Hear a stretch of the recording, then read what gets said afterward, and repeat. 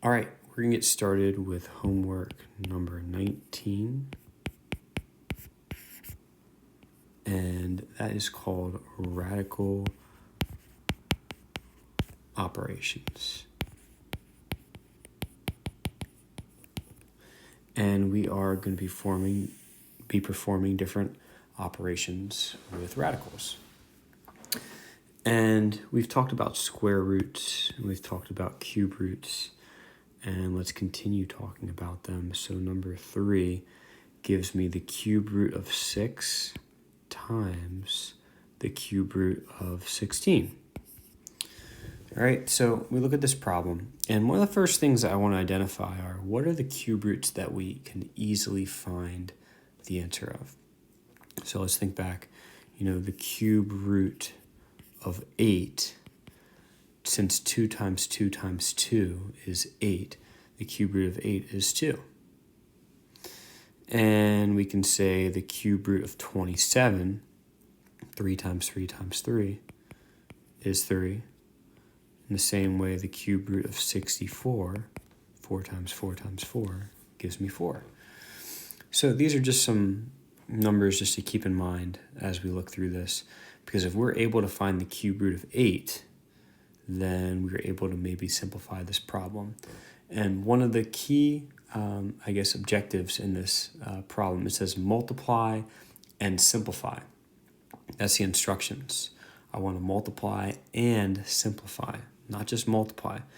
If I multiply the problem out, come up with an answer, and it's not the most simplified version of it, it's not going to be correct. I want the most simplified version of it. So let's just take a look at this. All right, so I have the cube root of 6 times the cube root of 16. Well, before I even get started, I know that the cube root of 16 is the same thing as saying the cube root of 8 times the cube root of 2. Okay, and the reason I know that is because 8 times 2 is 16. So I can find the cube root of 8 because I already have it listed over here. So that'd be the same as writing 2. That'd be the same as writing 2. Rewrite this. 2 times the cube root of 2. All right? So I can rewrite that as 2 times the cube root of 2. And if I take what I originally had at the top, the cube root of 6 times 2 times the cube root of 2, I can now multiply these together and say, all right, let me write this a little nicer so that way we can see this a little better. All right, so since I have the cube root of 6 as well as the cube root of 2, I can multiply those two together and I can get the cube root of 12. So I can combine that together and say that's 2 times the cube root of 12. All right, and that would be my answer, 2 times the cube root of 12. Now, let me maybe go through a different way a different approach that you might want to take. That's one way of getting that answer. Another way would be going through and just saying, all right, so I have the cube root of 6 times the cube root of 16. Let me just multiply these two together. So 16 times 6 will give you 96. Okay, so the cube root of 96. Okay, what numbers multiply together to give you 96? And what numbers are divisible by, or what numbers are 96 divisible by? And if you look at it, 96 is actually divisible by 8. So you could break that down and say the cube root of 96 is the same thing as the cube root of 8 times the cube root of 12. Because 8 times 12 gives you 96. 8 times 12 gives you 96. So you could break it up like that, all right? And then just say, all right, well, since I have the cube root of 8, I can just easily reduce that down to 2. And then times 3 root 12, which is actually, if you look at it, that's the same exact answer as what I had written before. So there's two different ways of doing it. You can simplify first and then combine and then look to simplify again, or you can just combine everything together in the beginning and then look to simplify afterwards. Okay, so just something to take a look at as we go through this. If you want to combine in the beginning, like we did in the second example right here, we combined the cube root of 6 times the cube root of 16, and we got the cube root of 96. Or we could have just simplified in the beginning, broke it down to where I got 2 cube root 2, and multiplied that out there in the end. All right. So I'm going to go ahead and move forward now to number 2. All right. Number 2 gives me the square root of 8x to the 5th power times the square root of 40x squared. Okay, so I'm going to go my first way and just try and break it up. The square root of 8x to the 5th can also be written as the square root of 8 times the square root of x squared times the square root of x squared times the square root of x, right? Because we have x squared. If you look at the x's, x squared, x, that gives you x to the 5th. And the square root of 8, okay, is we're able to find as well. We can break that even further. So I can say the square root of 4 times the square root of 2. Okay, we know that if we break this down, the square root of 4 is 2. And that would be as far as it goes, root 2. The square root of x squared just gives you x. The square root of x squared just gives you x. And that's as far as we can go here with the square root of x.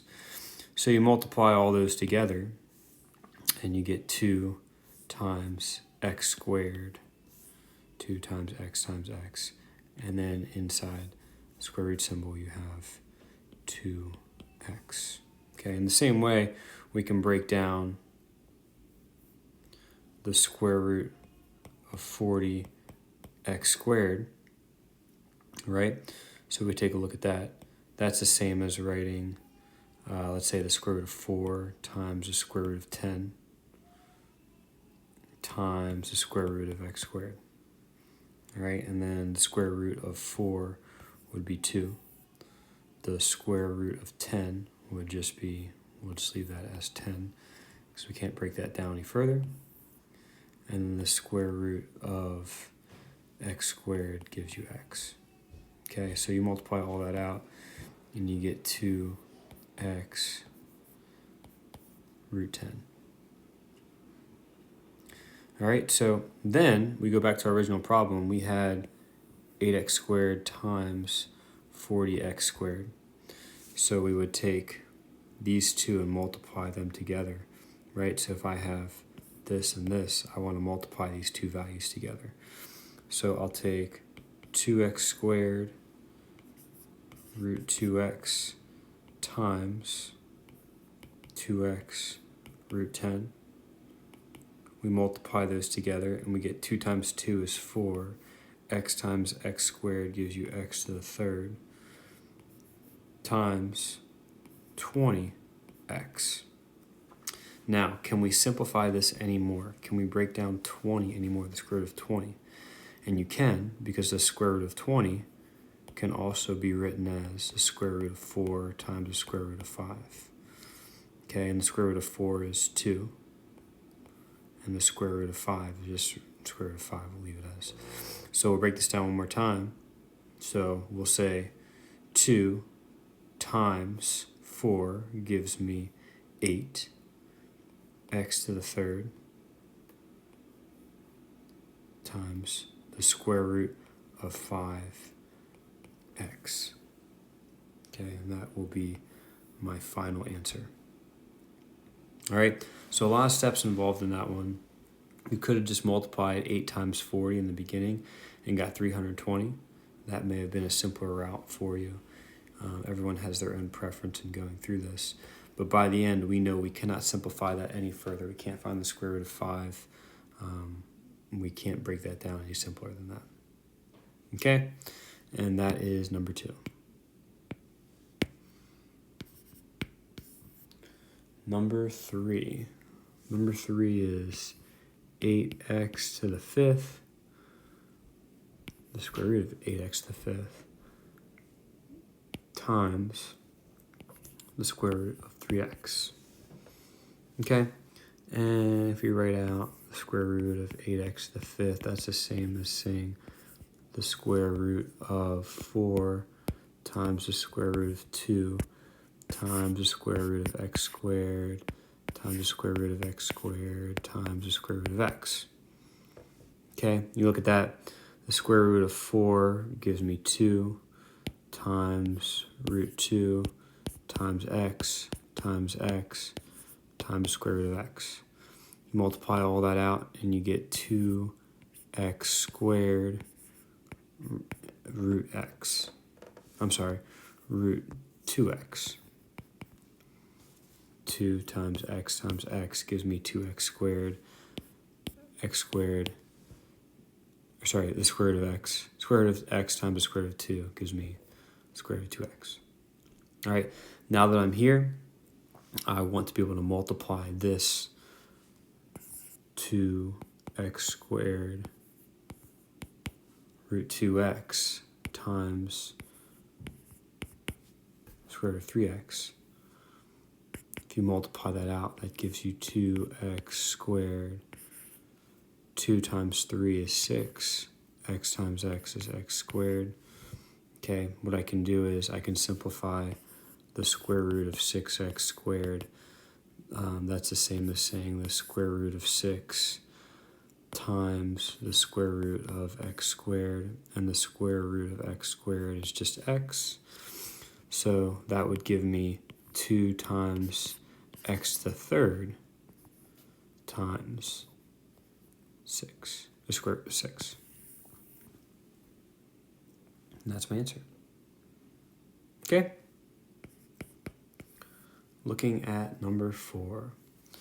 Number 4 has the square root of 500 divided by the square root of 5. Now, in doing this, when we're finding the square root of the numerator as well as the denominator, the numerator's on top and the denominator's on bottom. When we're doing this, we want to be able to recognize that this is the same thing as saying, what's the square root of 500 divided by 5?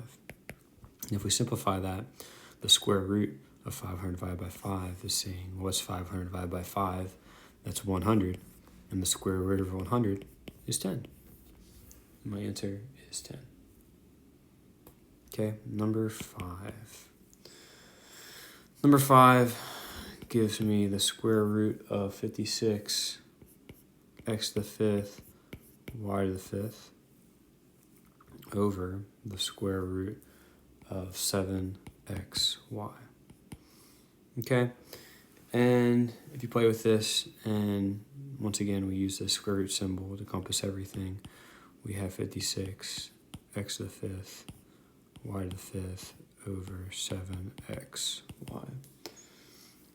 All right, and we take 56 divided by 7, and we get 8. We take x to the 5th divided by x. Whenever you're dividing it, you just subtract the exponents. So really, there's ones there, right? So 5 minus 1 is 4. And 5 minus 1, again, is 4. Okay.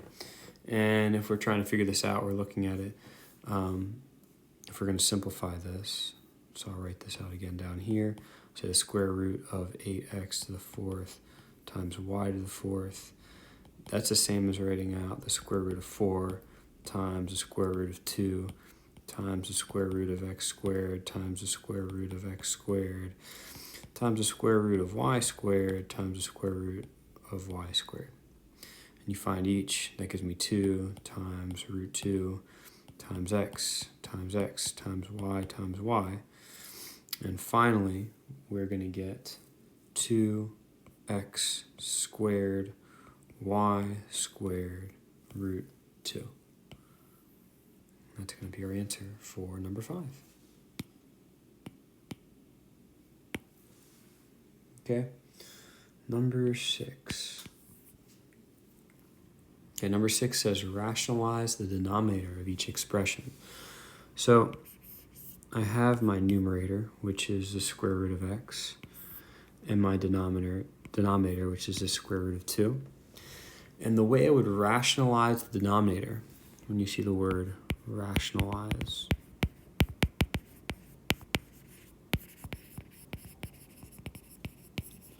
okay, really what this really means is no radical in denominator. So let's make sure there's no radical symbol in the denominator. You can't just erase it. You're going to have to find a way to get rid of it. And one way of getting rid of it would be to multiply it by 1. And you can multiply anything by 1 and keep it the same way if you multiply 8 by 1, that's 8, right? And 129 times 1 is 129. Even x times 1 is still x. So we can write 1 in many different ways. 8 divided by 8 is 1. 129 divided by 129 is equal to 1. X divided by x is equal to 1. So what if we just said we're multiplying this by root 2 over root 2? Because we know anything divided by itself is 1, right? So if we're looking at this and moving through it, we know we have the square root of x over the square root of 2 times, we can multiply it by 1. Okay, we can just do that. We can multiply anything by 1. And what you come to find is, if you multiply anything, any square root by itself, you end up getting whatever number that is. So the square root of 2 times the square root of 2 gives me 2.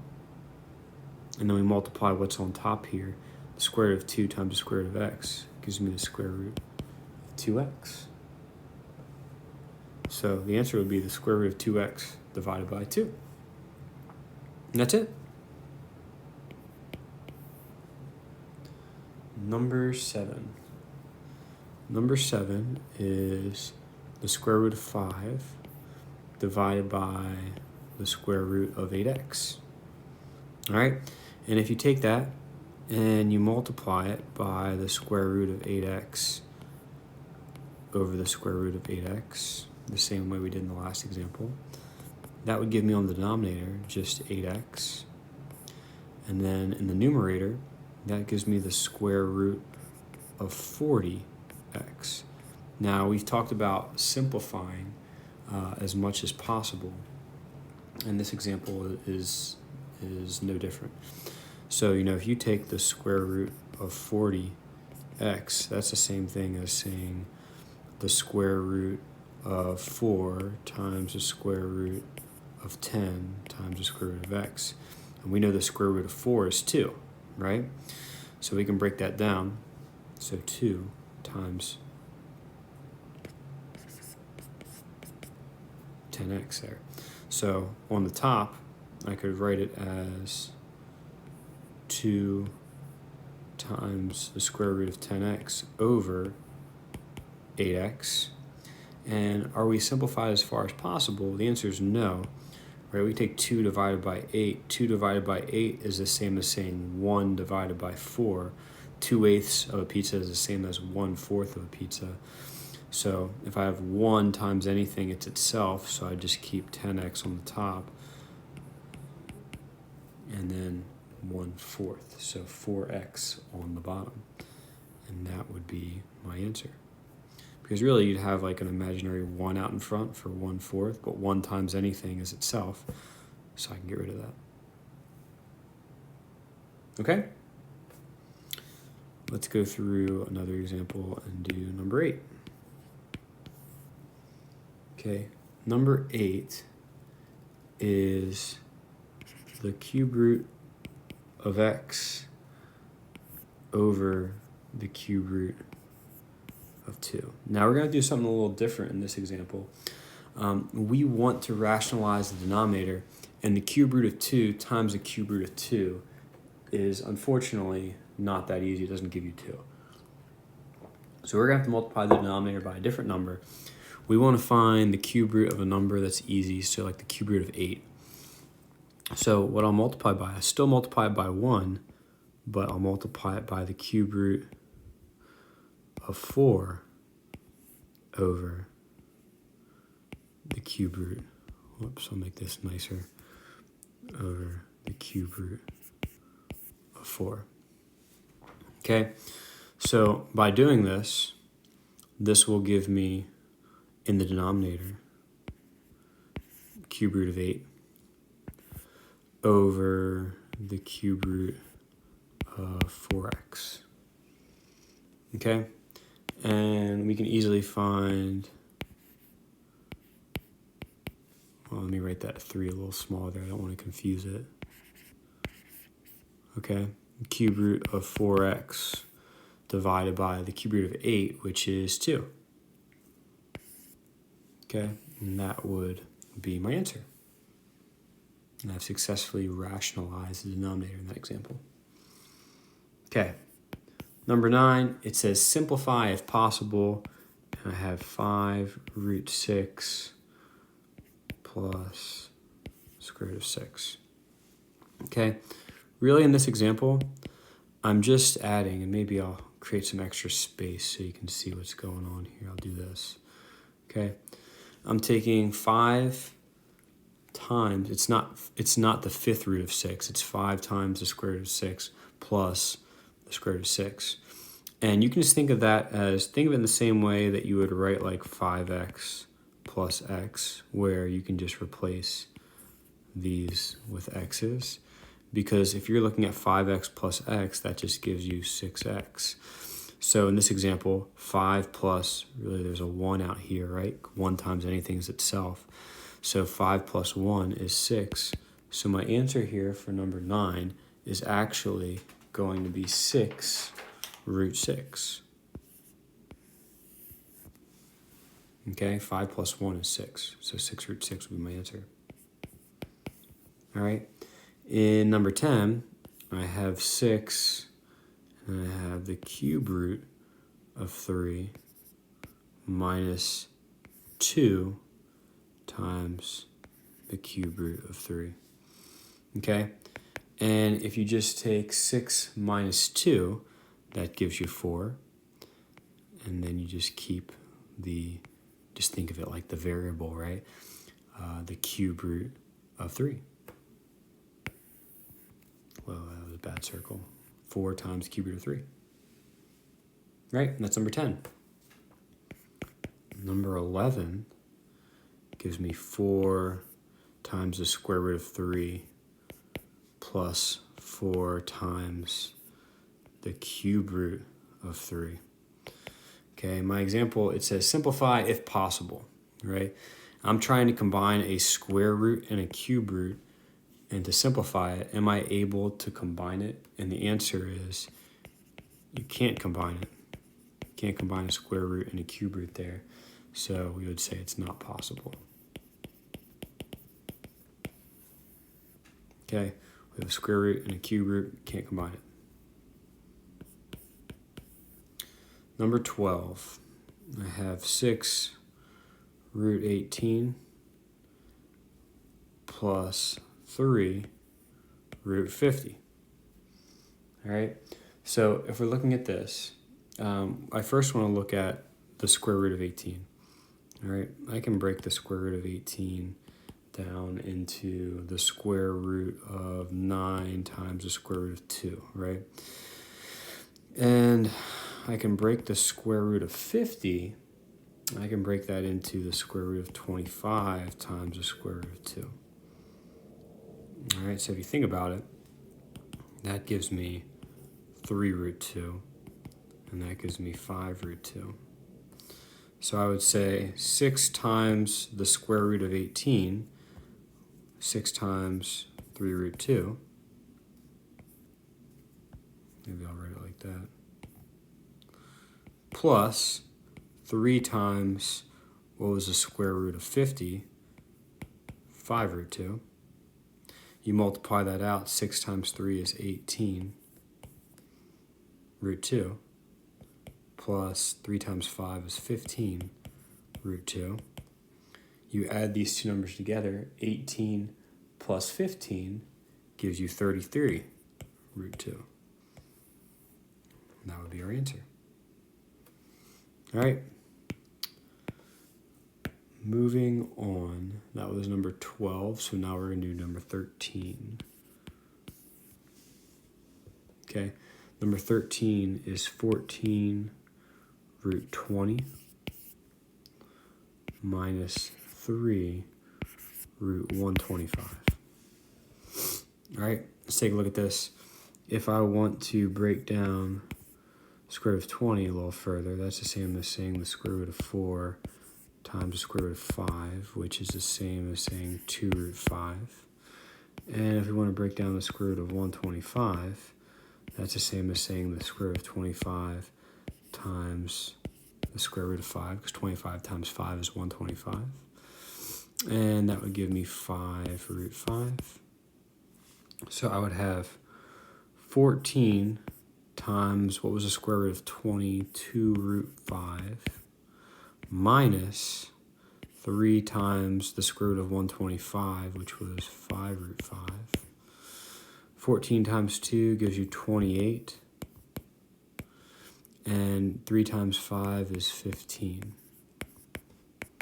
Okay, so 28 minus 15 will give you 13 root 5. And that's it. That's our answer. All right. Last one that's kind of similar to this, number 14. We have the square root of 18 plus the square root of 32. Okay, the square root of 18, we can break that up into the square root of 9 times the square root of 2. The square root of 32, we can break that up into the square root of 16 times the square root of 2. The square root of 9 is 3, root 2. The square root of 16 is 4, root 2. You're adding these two together, so I would say 3 root 2 plus 4 root 2. And my answer in the end would be 7 root 2. All right, and that's number 14.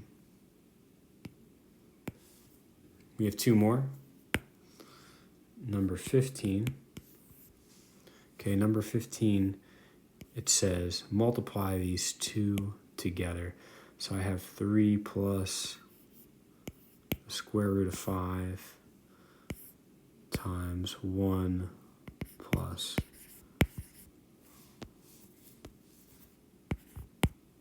the square root of 5. All right, and the way we would multiply these together is no different from what we've done in the past when multiplying 2 binomials together, as we use the box method. All right, and we would just write the first one, 3 plus the square root of 5 along the top, and 1 plus the square root of 5 along the side, and we just multiply. 3 times 1 gives you 3. 1 times the square root of 5 gives me the square root of 5. 3 times the square root of 5 gives me 3 root 5. And the square root of 5 times the square root of 5 just gives me 5. We add up everything that's in the box here. So I have 3 plus the square root of 5 plus 3 times square root of 5 plus 5. Okay, we want to simplify it. These are like terms. 3 plus 5 gives me 8, right? So 8 plus these two right here. Okay, so square root of 5, really remember there's a 1 out in front of there. So 1 plus 3 gives me a 4 root 5. And that's my answer. That's as far as I can simplify it. I can't combine these because these are not like terms. All right, last one up, number 16. Number 16, once again, another binomial multiplied by another binomial. We have the square root of 3 plus the square root of 5 times the square root of 3 minus the square root of 5. Okay, let's multiply these out. Let's use our box method.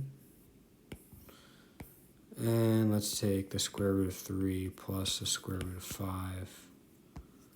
That was kind of ugly. Let me rewrite that. Okay, times the square root of 3 minus square root of 5. Multiplying these out, square root of 3 times the square root of 3 is 3. Square root of 3 times the square root of 5 is going to be the square root of 15. Okay. The square root of 3 times the negative square root of 5 gives me a negative 15, a negative square root of 15. And then multiplying this out in the end here, square root of 5 times negative square root of 5 gives me negative 5. All right, because 5 times 5, the square root of 5 times square root of 5 would be 5. Add a negative out in front, it gives me a negative. So if I just add up everything that I see inside of the box, okay, let's just say 3 minus 5 gives me a negative 2. And then check this out. These cancel out. Negative, the square root of 15 minus the square root of 15 gives me 0. All right, so negative 2 plus 0 is just negative 2. My answer for number 16 would be negative 2. So you started with this, and we ended up getting negative 2 in the end.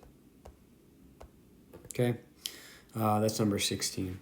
And altogether, that was homework number 19, radical operations.